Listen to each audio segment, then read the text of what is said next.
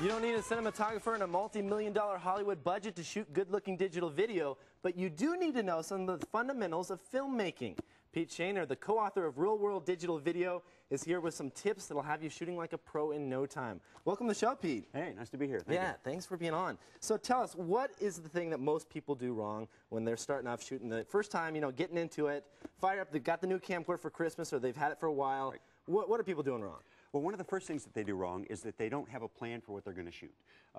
In Hollywood, when they make movies, they do something called coverage, which means if they've got a scene, they're going to do that scene over and over and over, and they're going to shoot it many, many different times from many different angles and get different sizes of shots. So they're going to get wide shots, medium shots, close-ups.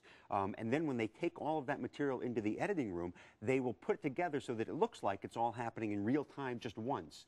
And you've got cameras all over, but that's not the way they did it. I see. Okay, so a range of different shots. Right. Explain to me the different types of shots here. You said there was 3 different ones, the wide shot.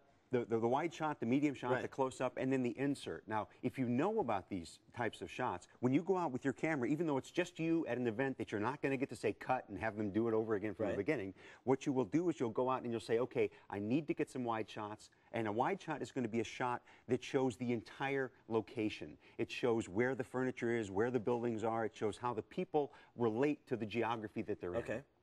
A medium shot would then be a grouping of 2 or 3 people together, and it shows a reaction, shows them reacting to each other. A close-up would be a shot of a single person, but usually just pretty much from the neck up, and it's perfect for showing you their emotions or how they're reacting to something that's happening. Okay, you have some footage. We have some footage. We can take a look at it, examples of all this. Examples of all this from actually my Thanksgiving. Excellent. This would be a wide shot where you can see the room, you see where the table's at, you get a chance. This would be a medium shot where people are greeting, you get to see an interaction Several between people in the scene. Exactly. Okay. And then this would also be considered a medium shot, even though there's only one person, because you're seeing some activity. You're not just looking at his face. Okay, that would be a close-up, right? This would be a close-up, exactly, because we're looking, here's my favorite, he's being told not to play with his Game Boy at the table. He's not very happy about it. There. But it's exactly. This would be the shot we didn't talk about, which is an insert, which shows you a specific piece of detail. Here's another insert. You can't have Thanksgiving without the food. Right. But notice how in an insert, we're not looking at the people, but we're looking at a specific of the environment. This is an example of a sporting event where I used all these different types of shots, and when you cut it together, it looks like it's a single point. Yeah, it looks like you had multiple cameras. Exactly. It looks like this is something from a CBS show, or ABC Sports, but it's not. What it is you shoot one point where you shoot just wide shots, and then you shoot another point where you shoot medium shots, and another point where you shoot close-ups. Because of volleyball, the action is pretty much the same. And then you can take that into the editing room and cut it together and make it look like a single point, because you're not trying to capture the reality of that point.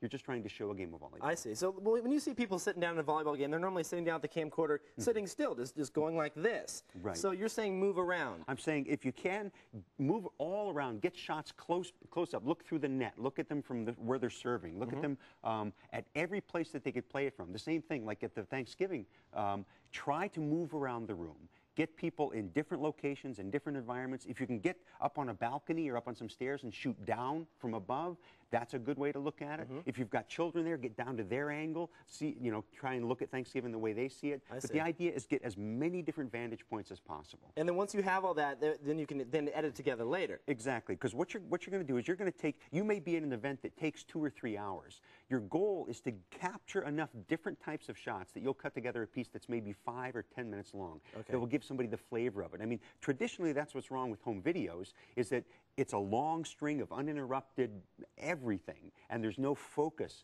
for the viewer to look at. Right. Whereas if you can... It's a pain to sit through. You have to sit there and you're watching these home videos and it's cut different and they're shaking and it's a disaster. And if you go into it with the idea of, I'm not trying to get the entire event.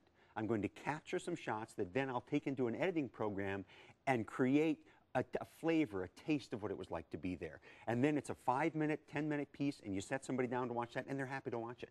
And especially if you have enough close-ups, if you have a chance to see how the people are reacting to what's going on, because that's really where the drama takes place. Right. Excellent. Well, there's so many other things we got to talk about. We're not done with you yet, though. I'll be back. Pete's going to be coming back here in just a few minutes.